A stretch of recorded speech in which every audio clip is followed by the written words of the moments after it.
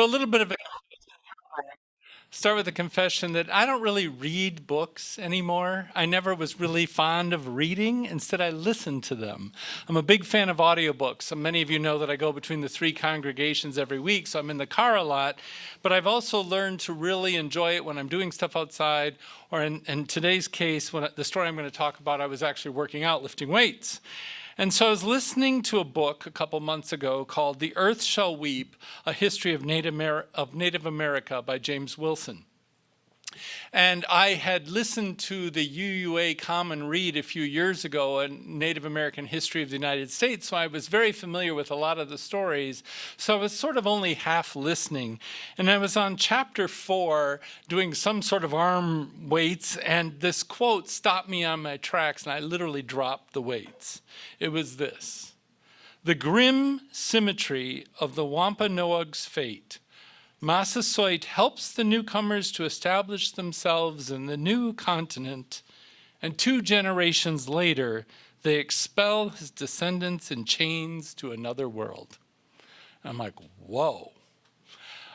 It's one of those things, if you're a minister, you kind of think, that'll preach. So I thought at that moment, I had come up with already the name for the sermon today, The Rest of the Thanksgiving Story.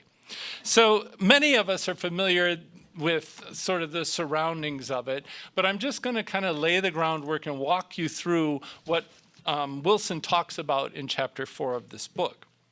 So first of all, the Pilgrims. Who were the Pilgrims? They were a small sect of Protestantism in England, and they believed that the gigantic Church of England was corrupt, and they wanted to be separate and independent. They were also very Calvinist, which wasn't very popular in England at the time, and so they very much believed that they should be separate from everyone else on the earth, and also believed strongly in predestination and that everything was God's will, which I'll get into that in a minute. So they had tried to be separate in England, and then they went to the Netherlands for a while and tried it there, and it didn't work out so well, so they went back to England, and then finally around 1620 they decided they needed to come to New England and start from scratch. So they came with basically 2 goals in mind. We only ever hear about the first one, and that was that they wanted to establish their own religious community so that they could worship the way they wanted to. It's brought up a lot in American folklore even today. But the second one, according to Wilson, was that they wanted to generate a good return on the capital that their merchant vendor partners had invested in, which eventually became the Massachusetts Bay Company. So Edward Wilson, who was one of the colonist leaders at the time, said this: "New England was for those in whom, quote, religion and profit jump together," which became very important in the outcome of the story. So in 1620, the Pilgrims arrive at Plymouth, Massachusetts, and originally they avoided as much as possible all contact with the natives, except, of course, for going on raids and pilfering their stock of food that they'd put it together for the winter so that they could survive, because I believe they were all living mostly on the boats through that first winter. They arrived kind of at a late time in the year, and by the spring of 1621, half of the Pilgrims had died. Now, on the other side, the Wampanoags and Chief Massasoit, the Wampanoags at Plymouth, this wasn't their first contact with Europeans. There had been traders and all kinds of things for quite some time, and so they had already succumbed to smallpox and other viruses that they had no defense against. And the Wampanoag tribe was very, very, very diminished in the numbers of what they once had had.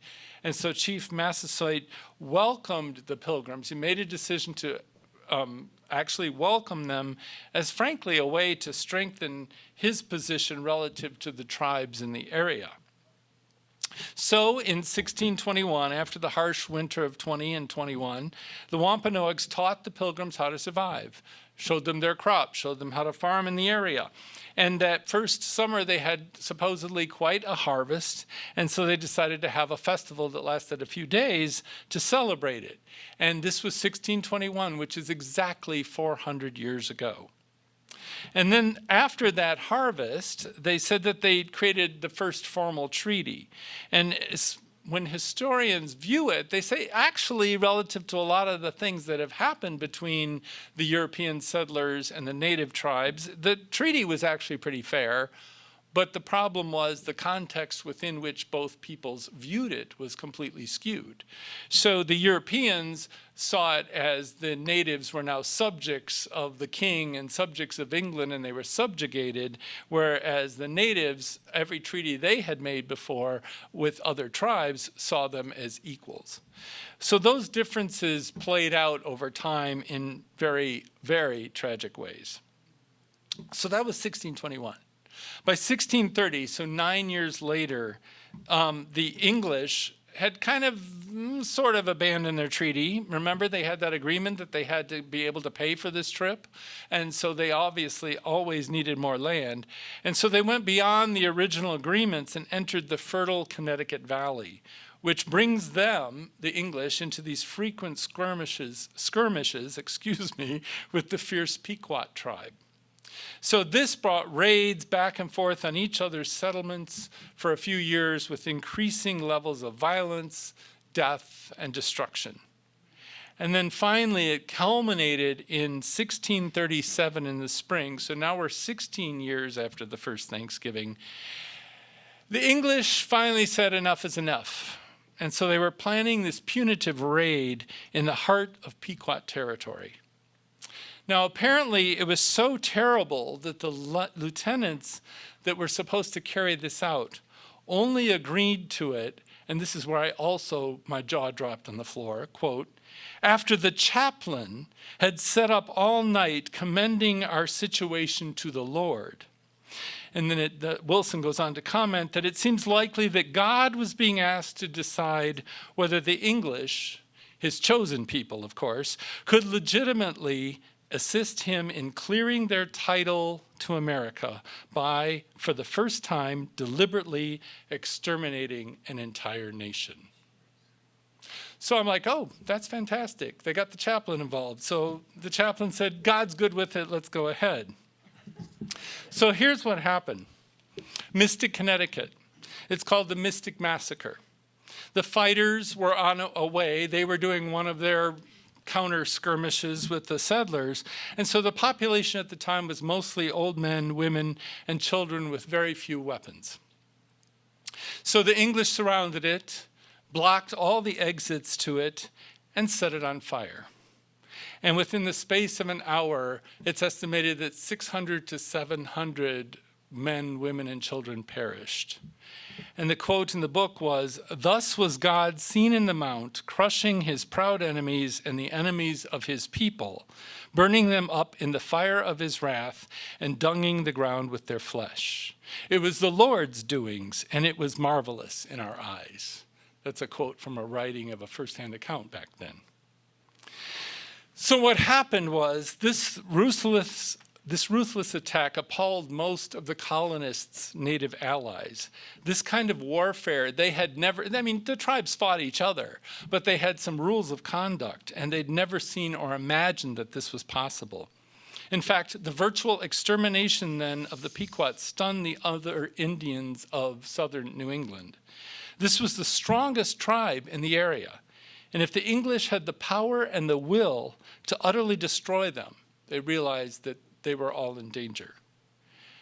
And this decision, with God's blessing no less, had enormous implications for not only the Pequots, but for all Native Americans for centuries. This was the first massacre in America. So this all comes from Puritan theology. So this was a theological perspective, and it was very central to the Puritan understanding of history. Everything is divine providence. And here's a quote. This kind of view of the world, heavily imbued with the Calvinist doctrine of predestination, allows people no independent motivation or even, in a sense, morality. They are merely puppets manipulated by God or the devil in the working out of some great cosmic drama. In such a context, it is difficult to interpret an event as momentous as the massacre at Mystic as anything but divinely ordained. The Pequot War helped, therefore, to choke off other possible approaches to the native British-English relations, and to tip the debate over the rights of the colonists decisively in favor of the most rabidly anti-Indian faction. From now on, there would be powerful proof that the killing and displacement of Indians who resisted the English enjoyed God's sanction. So this all finally ended, and this is where, to me, the rest of the Thanksgiving story comes to a close in 1670, which is about 50 years later. There was a final uprising, and I won't go into the details, but there was a final uprising against the English settlers because it was a last desperate effort to try to take back some of their land, and it was the complete destruction of the Wampanoag tribe, whose chief originally had helped the Pilgrims survive and celebrate that first Thanksgiving in 1621. So that's the quote that I wanted to share. Now, why did I tell you that? It's kind of gruesome, right? Because this is basically our theological ancestors. We track ourselves all the way back to the Separatists and the Pilgrims at that time. And so to me, when I think about this, it's this question of righteousness versus self-righteousness.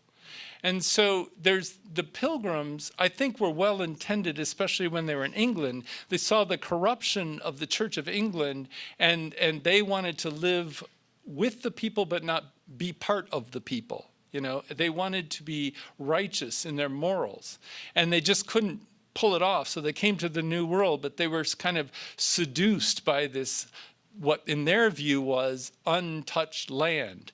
There was a lot, you probably all know this, but there was a lot of misperception. They didn't think that the lands in the New World were populated because by the time the Pilgrims got there, many of the tribes had been wiped out in the area that they were at. So they saw it as unsettled. So they were seduced by this land and always wanting more, and they began to believe that they were morally superior to everyone else, all the tribes who weren't Christian, and therefore they had God on their side, and they slipped into self-righteousness instead of righteousness. So I was thinking about Unitarian Universalist theology over time, and if you start in the New World, in what is now the United States, at that point in time, it was clearly a trend towards self-righteousness, that they had arrived and believed that God was on their side and they were the chosen people and they could do such a thing. So that's 17th century Pilgrims. Last week, if you were here, I talked about 19th century transcendentalism. So to me, the pendulum had swung the other way, and there was a correction. So Emerson and Thoreau and the other transcendentalists who were Unitarian and had a huge influence on Unitarian theology gave us the concept that we and nature and the divine and everything in the cosmos are all one, and therefore we should be equal, and we should care about each other. Now, as I said last week, they were a little tainted by the supposedly scientific knowledge at the time that whites were superior than all other races and there was a hierarchy. So some of what they wrote had that in mind, but nonetheless, they did not believe in treating others poorly, even if they thought that they were inferior. So 19th century transcendentalism is where Unitarian theology goes next. And then about 100 years later, we end up in the mid-20th century with humanism, which really was the dominant theology at the time, and it really lifted up pure rational thought and scientific thinking in all things religious, and really said we don't know that we believe in the supernatural at all. In fact, people were forbidden to even say the G word, God. And what ended up happening was it created a little bit of self-righteousness again. There was an intolerance for any kind of diverse thinking. And oh, by the way, the thinking was very much embedded in a white, male, cisgender, wealthy, educated culture. And there was no room for any other perspectives. So by the end of the 20th century and into the early 21st century comes multiculturalism, anti-oppression, liberation theology, and now the centering of non-white cultures. So now we're back into a reactionary era, time period where I think it's correcting the excesses of self-righteousness in the mid-20th century. So where am I going with all this, right? Well, frankly, you see it playing out. We only, as a faith, reflect the culture that we live in, right? And you see it playing out all over the place. Our society keeps trying to seduce us by self-righteousness.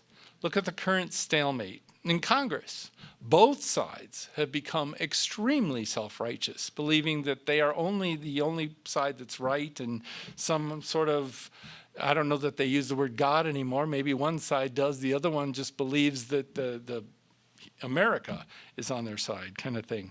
So today we spend so much energy focused on this righteous indignation and trying to combat it.